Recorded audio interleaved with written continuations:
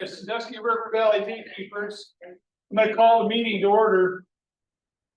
Now I'm going to start out with the treasurer's report. I'll have Tammy read that off.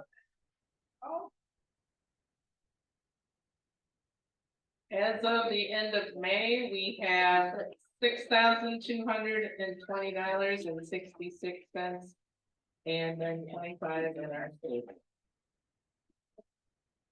Thanks, Tammy. We clap. Yes. Has everybody signed in, first of all? Everybody signed in.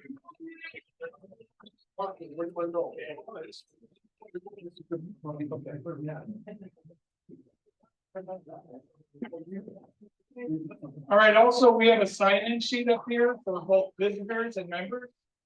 So if you want to make sure you get signed in. And I want to talk a little bit about the topic look ahead. So, you know, we just had our mite treatment workshop. And, you know, that was a follow-up to Jamie Walters coming when he came here in March. So he came and talked about chemical control of varroa. And then we just got done with a mite treatment workshop where we actually got in a hive, did a mite wash. We also talked about mite treatment strategies. And so in July, Tom Rathman's going to be doing a presentation on pests and diseases. And so Tom's going to wrap up, part of his presentation is wrapping up the mite control. And Tom's going to talk a lot about where does all these mites come from? I mean, why is there so many of them? How long do they live? And so it's kind of that other piece about, you know, the details about mites. And so if you recall, that was something we said we wanted to do this year. We thought this was a good year to revisit pests and diseases for the club. So July meeting will be the end of our talking about mite control. Also, August coming up, I was going to have the OSDA come and do a presentation. But, you know, I thought, I'm thinking I'd like to do an open mic night next month. So bring your questions next month. Let's talk. We got a lot of heavy hitters in the club. And I think it'd be good to let's just kind of facilitate a discussion next month around topics that we want to talk about. Those questions, those nagging questions. And it'll be a pass the mic around kind of a night. I thought that might be more beneficial than bringing somebody in from the outside. I don't feel like we get to do that enough. Also, coming up in September is the picnic. And I'm hoping we can talk Dr. Stone into having that out of his place again. Oh, yeah, I was going to say that. September 10th. September 10th. So write that down. That'll be at Dr. Stone's. There'll be more information coming out on that. Also, another workshop, you know, this Saturday, we're doing a hive inspection workshop out at the barn. Primarily for new beekeepers, but it's open to anybody. We're just going to open a few hives and go through them. And we're just going to talk through what we see and try to build some experience. At this point, new beekeepers should have drawn out comb in their hives, and you know, there should be eggs and larvae and a queen, and we just like to get into a hive and just kind of go through it, talk about it, learn from each other. So that'll be this Saturday at 10 a.m.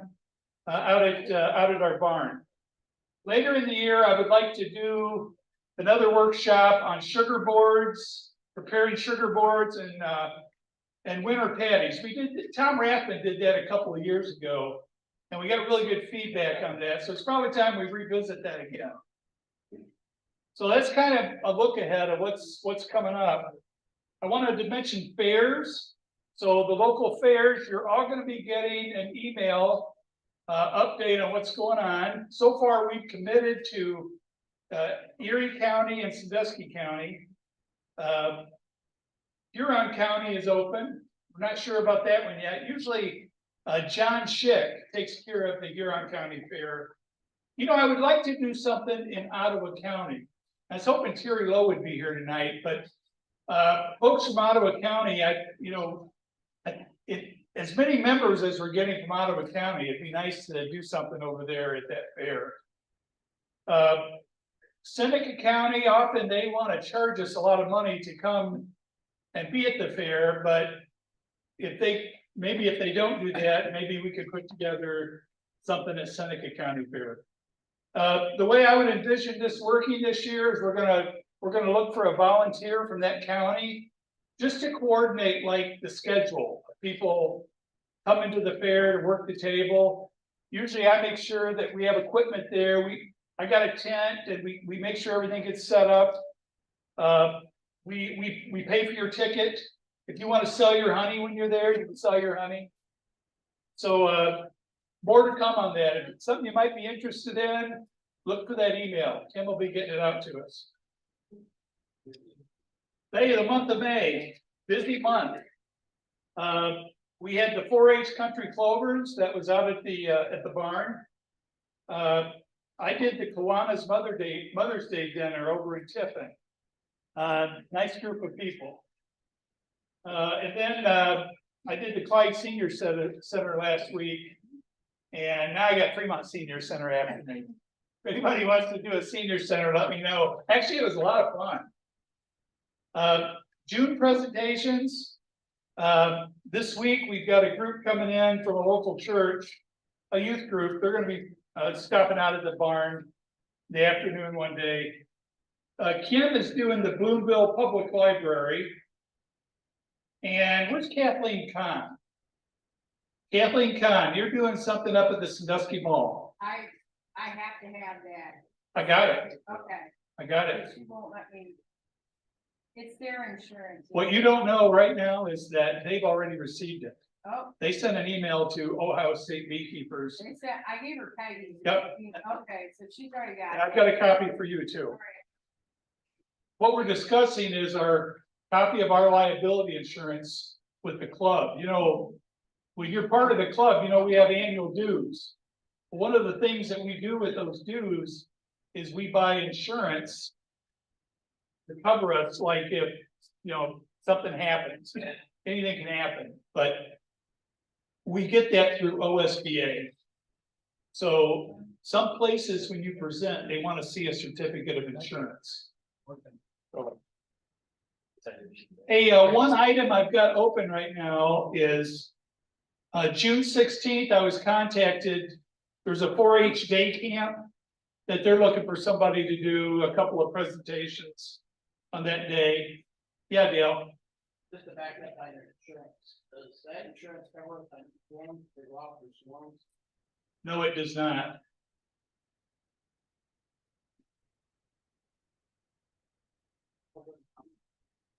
So we have, so I was contacted, the 4-H day camp. If this was, I've contacted them and asked them for more information because they didn't tell where it was at.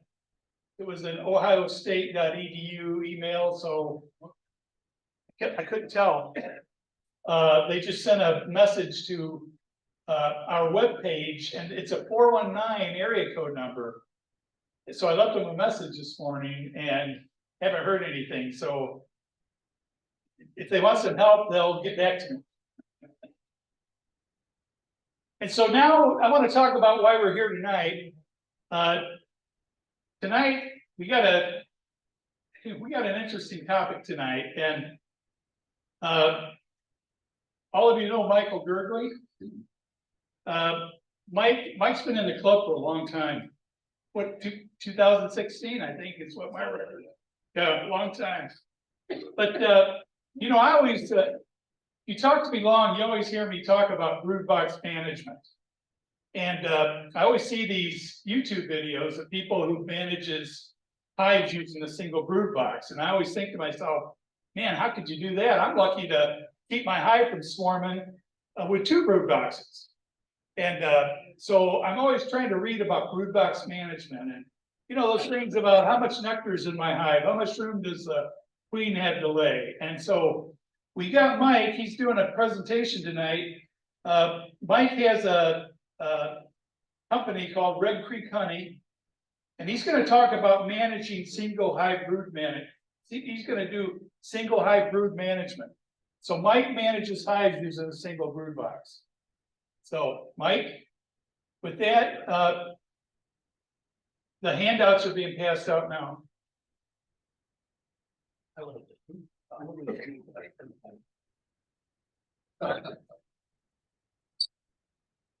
Hey, let's give Mike a big round of applause.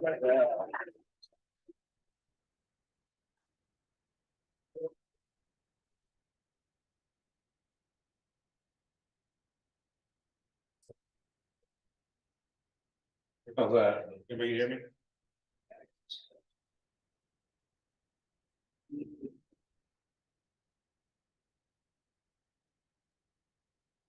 We want to go. And maybe it's water. Good evening. Glasses.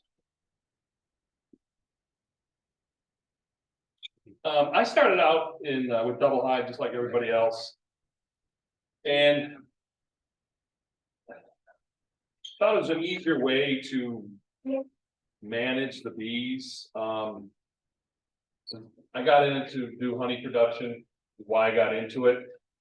And like everybody else, I became a YouTube junkie, would watch tons of YouTube on it to learn. And I don't take credit for any of this. There's a lot of videos on it. I've listed a few in this outline that I did.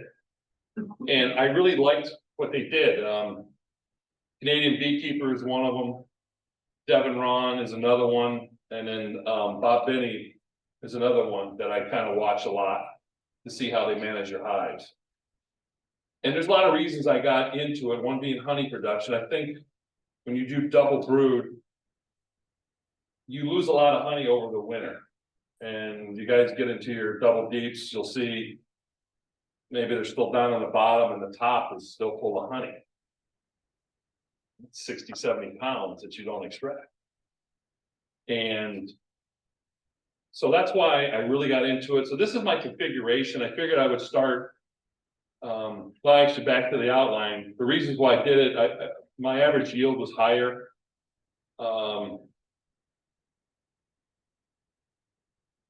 The assessing was easier. You're looking for the queen, you're treating, your brood, all under one box. You don't have to go find her in two. You know where she's at because you put her there for the queens. And you use less equipment. So I figured I'd start out with my winter configuration. Basically what I do is I go into winter. I like to carry 60 pounds. You figure you got about 25 pounds in equipment weight, give or take, plus the bees. So I would like to go 65 pounds, 70 pounds at the most of surplus honey. And I weigh it. And what I do, I bought a little scale that you just tip. And you're weighing the box, and it weighs about half. So it's going to weigh half. So whatever you have, you double it. That kind of gives you an accurate measurement of what you got in here. You could take a UPS scale and slide it under. I thought this was easier to where it just hooks right on the front here and lifts up and weighs. Mike, where did you get that? Miller Bee Manufacturer. I got this at the Hive Life conference. I think it's where I saw it. But yeah, Miller's Bees. It was like 20-some bucks or something like that. So I figured I'd start how I go in the winter and then kind of work my way throughout the year. So I do in the fall I do I treat with thymol, and I do with a solid bottom board, a deep. I put in I use corrugated plastic for my windbreak. I used to use roofing paper, like a lot of, and I was tired of stapling my boxes. This came from Vino Farms. This is his idea, where you take it, you make it, and you slide the lid off, and it folds up easy. So I did a thing where I slid it, so I made a little water runoff and snow runoff. So it's protecting the hives. It doesn't really matter what direction you have, you're gonna sheet that water off the front of the hive. It's not gonna go inside, or at least limit very much, they're very little. But what I do is I make sure I've got 60 pounds plus here. I put a feeder shim on, and then I add my quilt box. Burlap, sawdust, whatever, put on there. I brought this bottom board here to show you. I took and drilled out a hole and I put a bolt in it. All my solid bottom boards are out, so I just brought this one. I use this for treatment for OA, so I go through back door. Instead of coming through the front.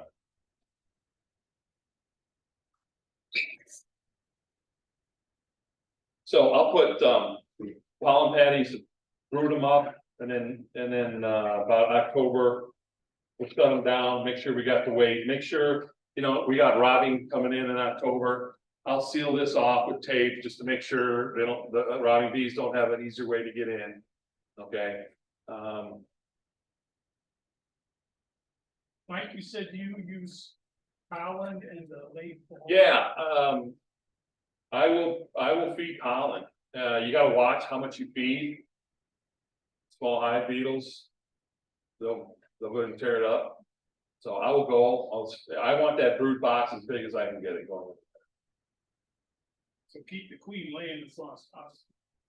And then about, you know, after the hunting, you know, hopefully you get a fall flow, that's what I try to shoot for too. You keep her going and then shut her off. And then just pack it full of sugar syrup. In winter, I check the hive weight again. I'll use my scale. If I see that the weight has shifted, I'll put Hive Alive, I'll make a sugar brick. I'll put something, you know, all you're doing is lift this up, putting it in and putting it right back. Not really disturbing them. Kind of, and then if you even want to check with these, what I like about the quilt box, I usually put a burlap bottom here, and you can pull back the burlap. You can see your brood nest right here without really just disrupting. But just sometime in January, I will shoot them with an OA. Right here through the back. I'll get a nice day. 45, 50, closer to probably the 50, maybe around. I'll go through the back and I'll blast them. What's an OA? Oxalic acid, vapor, sorry. I got a little, I bought a little gas vat that I use. They've got a lot of different on the market. They got the nice $400 or $500 one that, I mean, this is nice, but you're doing 30, 40 hives. It takes a little bit of time. It heats up, you gotta let it cool down. So you got pros and cons with this, but it works. Goes right to the back. If I find any dead outs, get rid of it, clean it up, close it up, dress it in the springtime. Obviously, you don't want robbing going in. Then in winter, late winter, February, March, you kind of try to do a quick assessment of what you got going on here. And I try to count frames. And you can put as much as you want or as little as you want this, but single hive management does require a little more management than double hive. It does.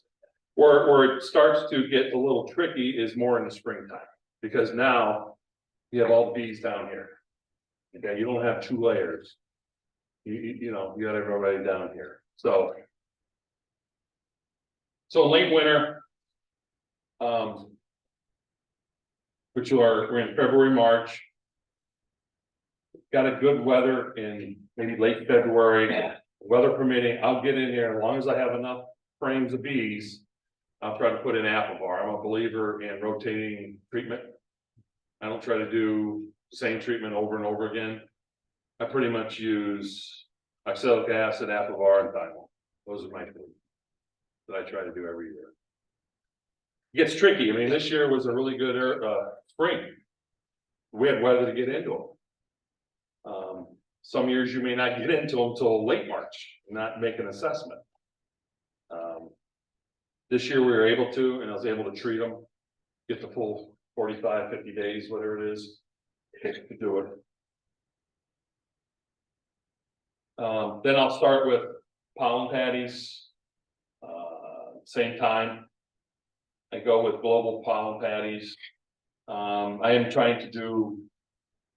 I'm going to do an experiment. It's probably not the right time, but I'm going for my master's for University of Montana, and I'd like to try. They did a testing with bananas, and there's a certain stage of the banana that did a decent job in feeding the bees. So I'm going to try to do a little research on that and see if there's any difference. It's kind of bad timing because too much resources out there, and I think they're always going to pick the natural stuff over your patties and whatnot. But in March, your nest is going to start turning over. So you want to make way for the youth. In spring, I take these off. These are pretty easy to make. They're made with black Gorilla tape. I bought them in 4x8 sheets. Laid the super down and just kept rotating it. Put a crease on it. Leave yourself about a 1/4 inch room, maybe 1/2 inch, to allow for the crease in the corner. And then I think each sheet you can get 3 of these and a couple roofs out of them. Sheets run about $25 a piece, give or take. I like them because I can put them away. I got them tied up in my loft, and I'm not doing it every year. Yeah. You can find those online, 4x8. You know, I actually went through a printing company. In Lorraine. He got them for me. I bought them and buy like 5 sheets at a time. Maybe I spent $100 bucks. But yeah, you could look anywhere and ask them. It's your core class. It's your political science is really what it's made out of. And you can get a lot of years out of this. You know, this beats stapling. Every year you're out there messing around, putting 50 staples in your box, you know, and what do you do with that paper at the end of the year? Or then at the beginning of this, you know, at the end of the season? Throw it away, wrap it up. I don't know. I used to throw it away. It's like a lot of waste. So I like this. This is the method I'm going to use. But on the lazier part, I'm also looking at plastic piles, because if I'm doing this with the core class, I might look into the plastic, less painting, less a whole lot of things. Yeah. What do you use an input reducer or no? I do. I put in the your standard entrance reducer, but I put on a Guardian beetle. Okay, and I just put it right here, 2 screws, and that's my winner. Entrance reducer.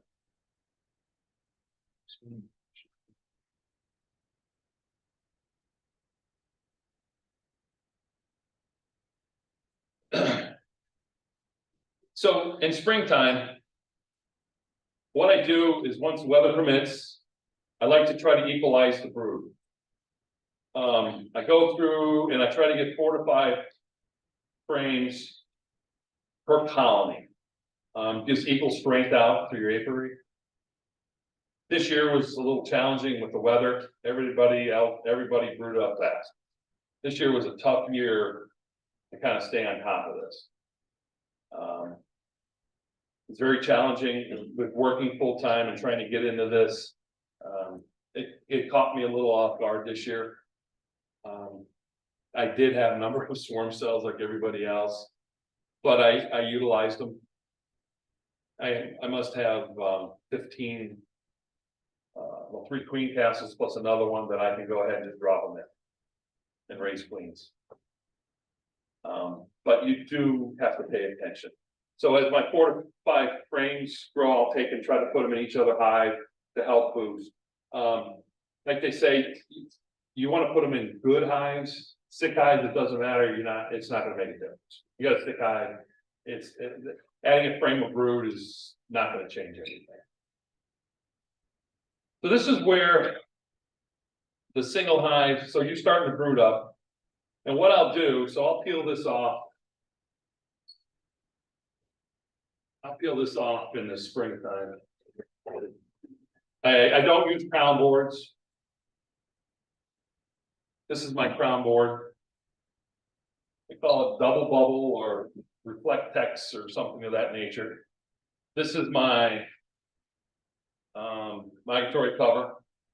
I cut a hole in it. So when it comes time for feeding.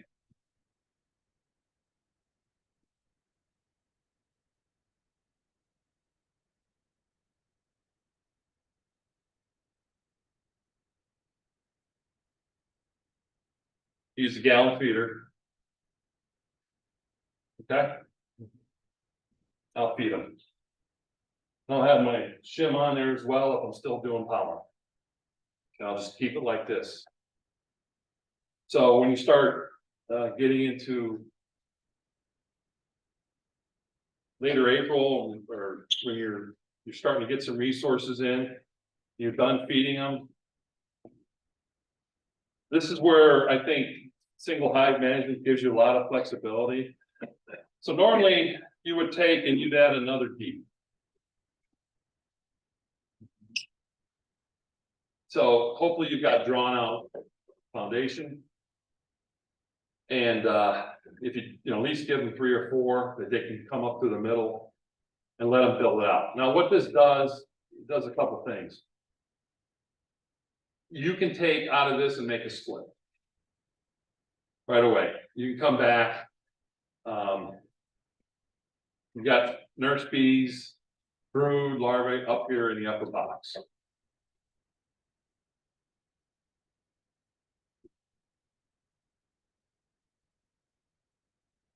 You can take the funnel.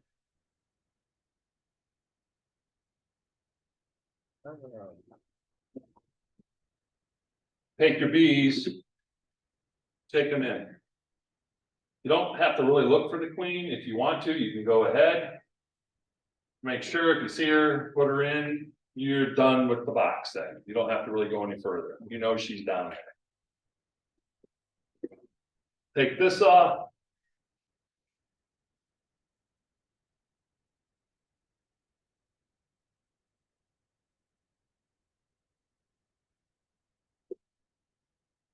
Give her a day or two, the nurse bees will come up. You gotta split. If you want to take this, you'll put it another, start another colony. You want to take 3 or 4 frames off, start another colony, go right ahead. And then what you would do, deciding which way you want to go, you would just put your frames back in here and then let them start putting nectar in here. You don't, if you choose not to do splits with this, and basically I kind of found this out last year.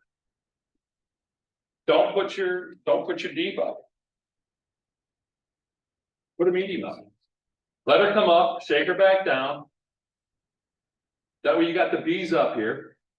You don't have to let her populate like you would in a deep when you're doing your splits. And then shake her back down, put excluder on her. And just let them keep raising it, just let them keep drawing it up. So I kind of found that by accident. Because maybe nobody wants all these bees, you know. I guess you can never have enough, but if you don't have the space for them, this is the way to do it. Excuse me, Yeah, so you're putting the excluder on, you have the queen on the bottom and you want the nursing bees to go up. But they still think they have a queen, so they're not gonna, are you gonna, they're not gonna start a new queen? they could. I've had it happen where you'll get occasion they'll start drawing out a cell. You have to watch. But you want those then to split it, right? You want to. Well, it depends. If you're talking about the medium deep or the deep. Well, the deep, no, you want that queen up. Your purpose is you're gonna take that and you're gonna do something with it. Right, Or, yeah, pull the frames out, go make yourself some splits. right. You could take it, yeah, put it in another two framer or small nuke and, So you're not putting you're putting the deep in the bottom, the queen in the bottom, Mhm. putting the queen excluder, and putting the other deep on top. yes, And then the nursing bees go up. yes, But they still think they have a queen, right? yes. So they're not gonna. No, there's a chance up in the top, they could start drawing out, making a queen cell. Really? Yeah. I had it happen. You gotta watch. How long till you split it off then? You can split it off immediately. Once the nurse bees come up in 24 hours, they're coming back up. You can take that and walk away with that box and or take the frames, whatever you wanna do. And make your split for the 24 hours.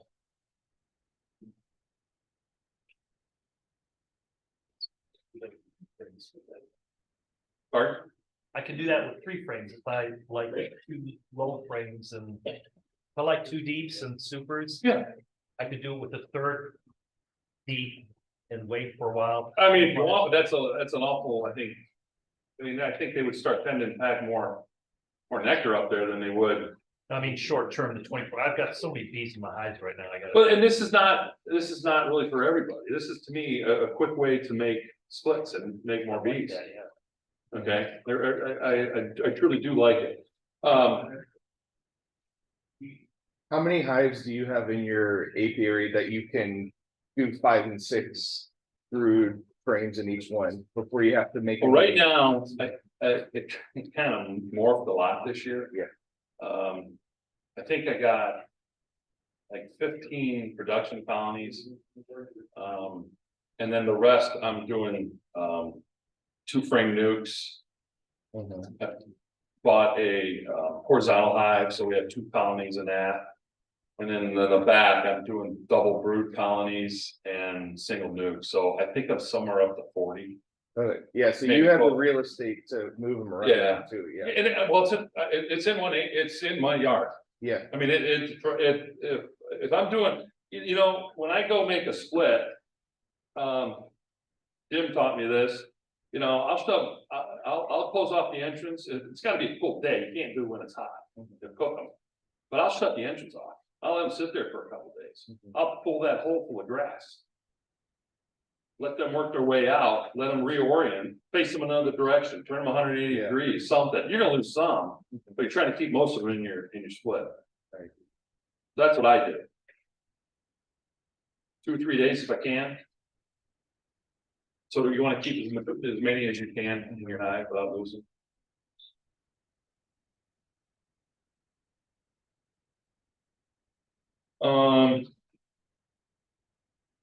I try to do spot mite checks. That's one thing I kind of neglected over the past years.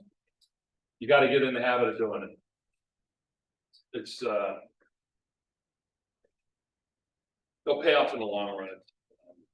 But you got to get in the habit, at least spotting. I don't know, 5-10% of your colonies and rotate them. And see what you got, check, keep your mite counts in check. I don't use any summer treatment per se. I'll wait again till the fall before I do it.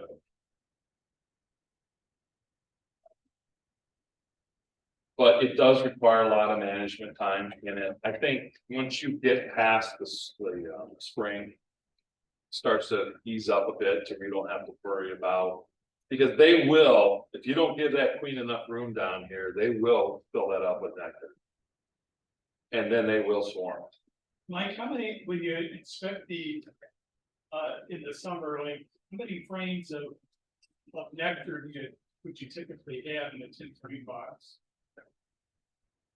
I'm just curious. I mean, I think, you know, if you're going 10, I think you want at least 6 frames of brood. You know, you can keep the 2 outsides full. Like right now, I know I've got a couple hives that I've not given room to, and they are starting to backfill where the queen should be laying right now in there. So, you know, you've got to at least put a foundation, drawn comb. I mean, if you put this in there, that doesn't give them more room. You need something drawn out to give them more room. They don't look as this as room. You gotta have drawn comb. That way she can keep laying. You know, but I found it, you can get a lot of honey going to single bee. I think a lot of it is your stuff that you have over the winter now becomes something that is sellable. Because I think a lot of you, when you go in over the winter with double heat, you've got a lot of nectar, you got a lot of honey left. It's frozen and crystallized. Feed it to the bees, I guess, and you know, what do you guys do with it? I've never tried to extract it. You can hardly get the bees to eat it in the spring, and there's so much other stuff. Right, well, you gotta get it early in the year to do it. You know, I spun mine out, and it was like regular honey. then you can, I don't. I never did. Mine was like inch and a quarter. Stuff.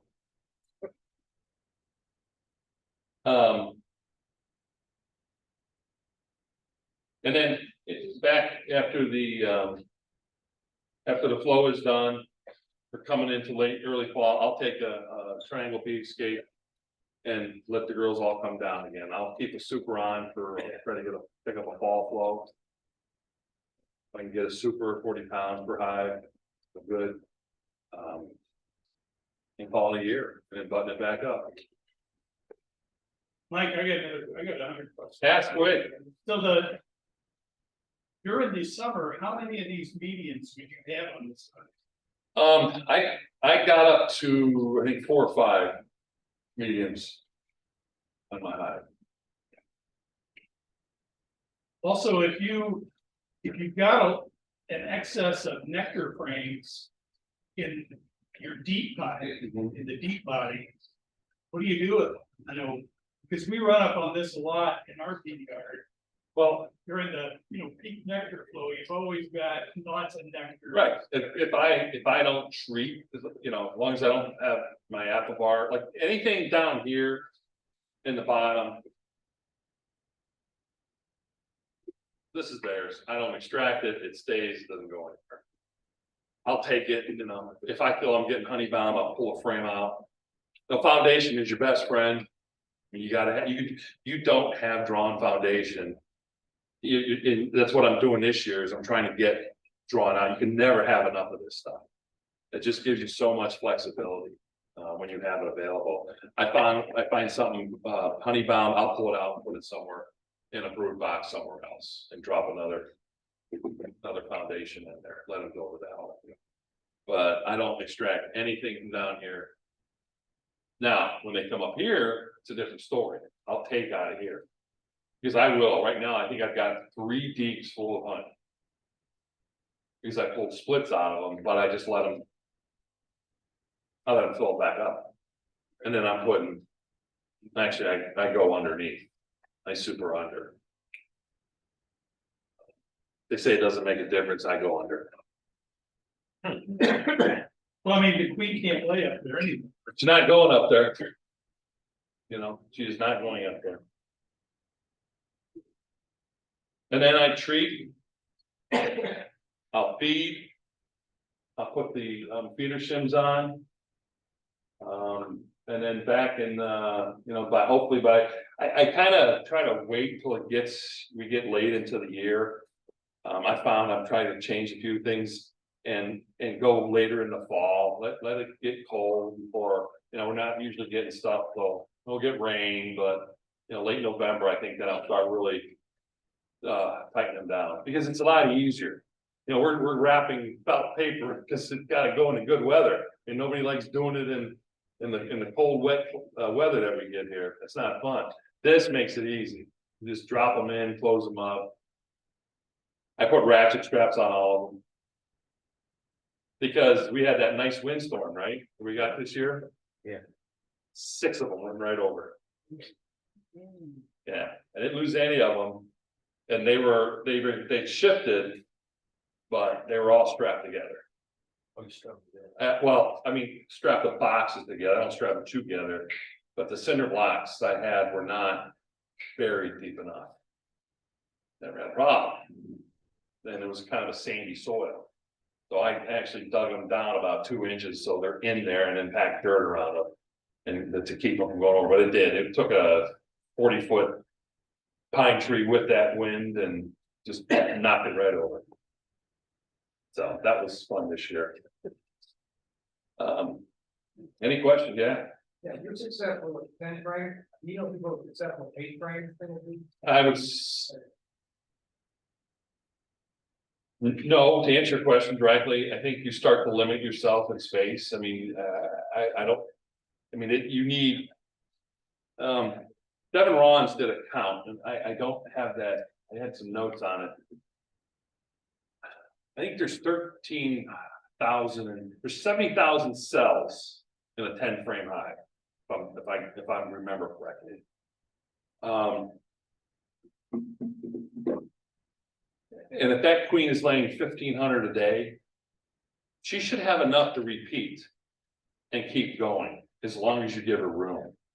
I think when you go to an 8 frame and you start cutting into that, I think, not saying you can't do it, I think you just have to really watch it and try it. You know, maybe you try a hive or two and see how it works for you. I think it would require more management, just to make sure. It's not impossible. We had another question from the online. Do you know what stage of the banana the bees eat, and do they eat the whole banana? or Yeah, just the they peel? do.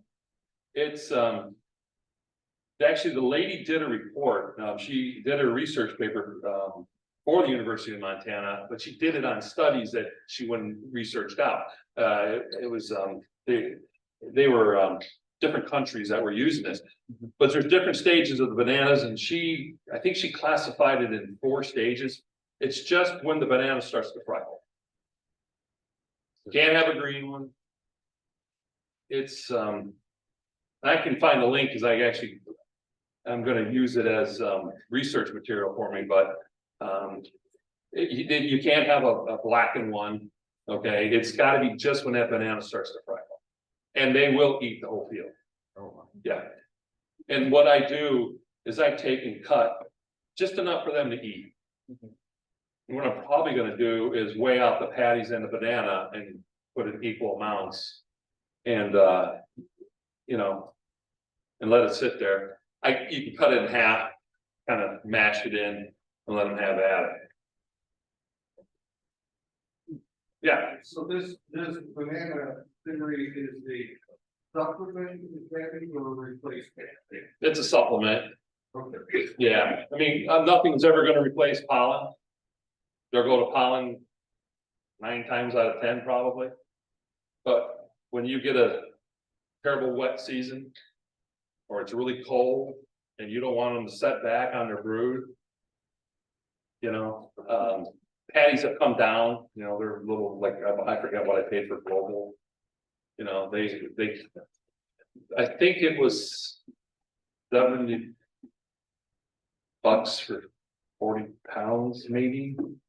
So what is that? Not quite $2 a pound, $1 something, which, you know, what's banana? 44 cents a pound. You know, the lady did a lot of studies on what vitamins and minerals that the banana has, and they get a lot of it out of the skin too. You know, that's why they're drawn to it. But as far as, I think she just did a study to see if they would really take it. But as far as a comparison, I think that, like, I think the study should be done in the spring. Because A, you don't have your pollen coming in. You know, B, the weather's bad. They're brooding up. You know, I think that would be a better scenario to see how it ranks among, like, I got a Hive Life patty, a global patty, then a banana, and then I'm just gonna use a control and do nothing. You know, and see if it made a difference. Will you share that with us after you get done with it? Yeah, it's Sounds interesting. I sent an email out to Randy Oliver. And you guys all know who Randy Oliver is, and he does a lot in the beekeeping world. And I asked him, and he kind of gave me the answer I kind of thought, that you may not see a lot of results. So he sends me back an email of other tests that he would like me to perform. Send me your data. Yeah, pretty much. He wants me to run like formic acid with a closed upper vent. And I mean, I just got the email today. He must have 5 experiments on it that he wants me to I haven't looked at it. I don't know what's involved. I may be changing, or maybe I'll run what I'm gonna do and try one on his on the side, since he went to the time to respond to me, which I thought was very nice of him. So, Maybe it should work.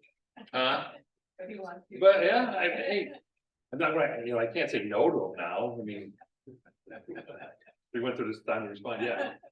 Your front entrance, your high beetle trap, and I have those, you keep them on all. I do. I put them on all winter. Yeah, I do. And then I use the Swiffer, unscented. I'll cut them in strips. I'll put them on the back. Maybe I'll get 3 strips out of here. I'll put them on the back here. It just, every chance you can get to pick up one of them guys. That's with a small Hive beetle. Yeah, non-scented Swiffer. What works really well.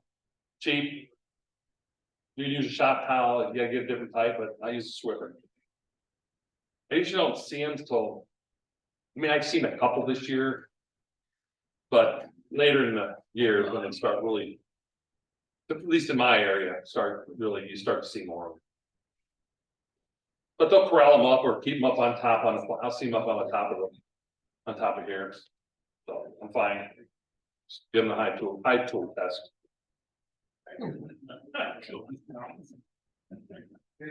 Yeah. Any questions? Yeah, Super newbies here. yep. What are you doing again with the foil? The foil's my crown board. Instead, I got a stack of crown boards that I don't use anymore. To me, I think it gives you better R value, with it. It's cheaper. That's like an inner cover. It's an inner cover, that's your crown board, it's an inner cover. That's why I use it. In the winter time, it helps keep. Look at, if you think of your plastic hives. It's all thermal regulated, it's insulated. It keeps them cooler in the summertime as well as keeps them warmer in the wintertime. That's why I'm looking to try to go to a couple of them, I'm looking at it now. Because there's no maintenance, you don't do anything to these guys anymore, there's no paint in the boxes. Just to see if these start going, I may start to implement some of these and see how it works out. Yeah, you pay a little more upfront. It's about $150 a hive. But how much coat of paint? All the stuff that you gotta buy for the top and the bottom board and everything else that you do. I bet you're spending that or more over the long run. The other thing I do is I put a shim, little 3/8 shim here. Allows me to give them bee space. So when I put that on there, it sits up and I, try not to squish as many as you can. But I do that. I go around and cut them and split them and just staple them on. I did paint them a lot this year because I was getting condensation here. You get the mold. In fact, this is one of my worst covers. It actually split here. Then I just took them and glued them and sent them back together and it worked fine. This is I ran out of, but I have tape in there. I use duct tape. I'll put a strip down here and that's how I make my notes. QR, queen right underline means I saw the queen and she's queen right. If I mark the queen, if I remove the frame, whatever I do, I leave my notes on here. I used to try to write this down in a notebook and it just is not, that's not feasible. Or do the little phone app, yeah, that ain't working either. You still keep pollen heading now? No, that's. I was wondering if it's been so dry.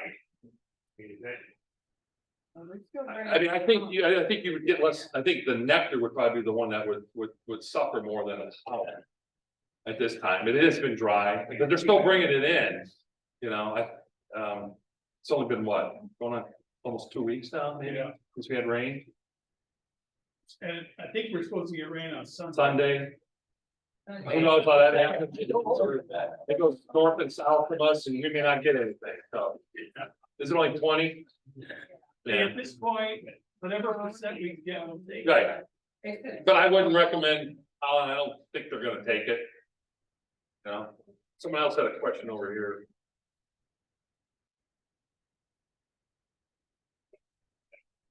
Any other questions? Try it, I would take one hive. Yeah.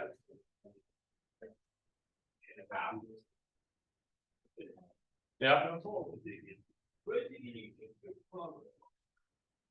Any bee supply should have them. I got these from Man Lake. This is a 2-inch hole, I think. I would probably, if I had to do it again, Man Lake doesn't advertise this plug. They have it, but it's not online. I had to ask for it.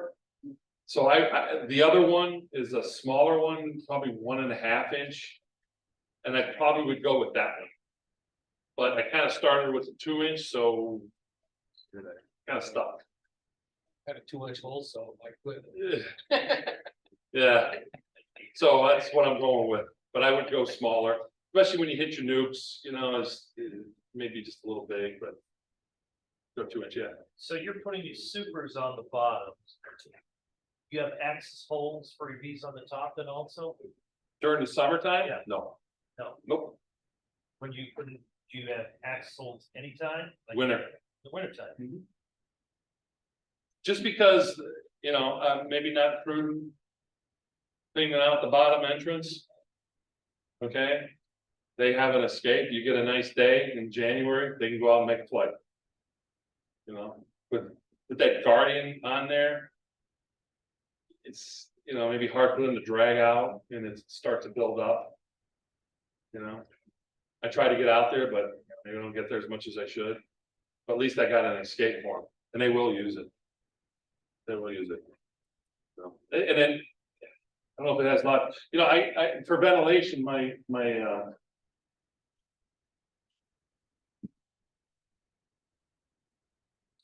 put ventilation holes in my quilt box as well. You know, all about trying to circulate the air. Does work. When I started going with this a couple of years ago, I had lost 8 hives because dummy me didn't realize. I thought the plug would seal, and it works great. You know, bees glue it during the summertime with the propolis. Well, in the wintertime, snow sat here. And then that freeze thaw gets brittle. And it leaked through here, and killed 8 or 9 hives. And they were just wet. You know, and then that's when I came up with the core class after watching his video. And just basically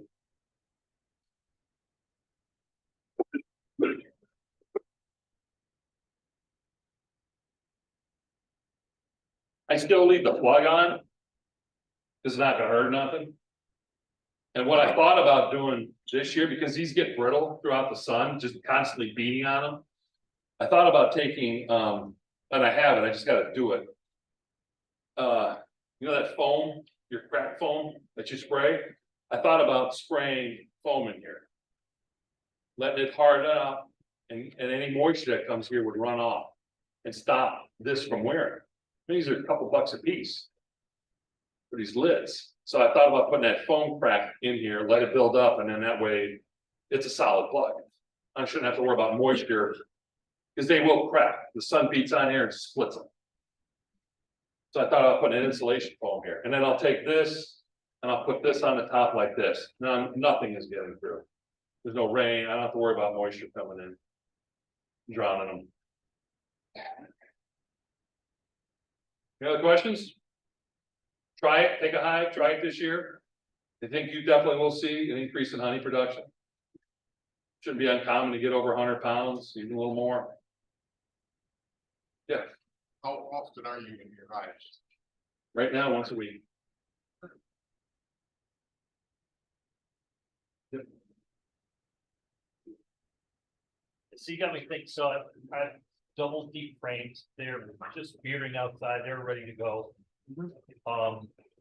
I could do that same thing then, my 2 bottom hives, funnel them all into 2 new bottom hives, and put my queen guard on. Put a good brood box on top of it and have them come up and then. I mean, you don't have, right, you don't have to do it deep, if all you have is medium, do the same thing. I don't eat deeps, yeah. No, I'm just saying, it doesn't matter. And Deep then medium. pull the bottom ones with the queen, move her away somewhere and away I go. Yeah, like I said, watch Ian Stepler, watch Bob Benny. Watch Devin Ron, they really do a good job of explaining it. And giving you the kind of the short version of it. I know Ian's video is probably 40 minutes long, or give or take, or something like that, but they all do a really excellent job of explaining. Thank you. Yeah, I put the things down on the paper, if you guys want to take a chance to look at them. Hey, you got one more question back. For the purposes for honey production, how does that happen? Is that because you're not storing as much honey in the brood boxes? Yeah, you double brood, now it's become a honey super. That's the way I look at it. That's why it happens. I believe so, I believe so. I just didn't understand how. Well, I guess it's because you're not actually putting honey in a brood box. Hey, right, I just think you're transferring it from being a brood box into a honey super. You know, it's gotta give her room, that is the key to this, it's gotta give her room. So. Anything else? Thank you.